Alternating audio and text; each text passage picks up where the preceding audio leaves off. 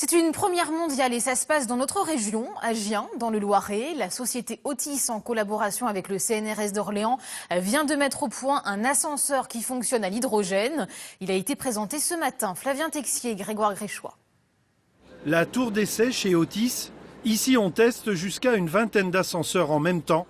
Voici le petit dernier. Nous nous trouvons maintenant dans l'ascenseur qui est connecté donc à nos énergies alternatives.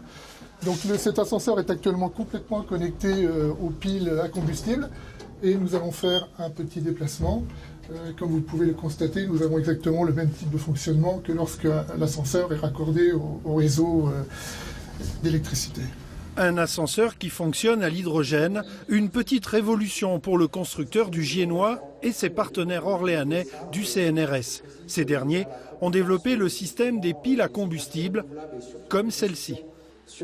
Une pile à combustible est un générateur de courant électrique qui est produit à partir de réactions chimiques. D'un côté, on va introduire de l'hydrogène, de l'autre côté, on va introduire de l'oxygène.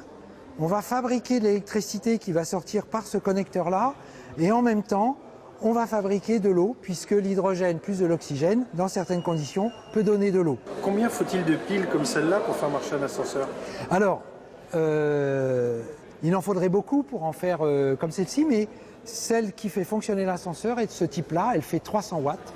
Une pile dans laquelle on peut stocker encore plus d'énergie et qui offre un autre avantage.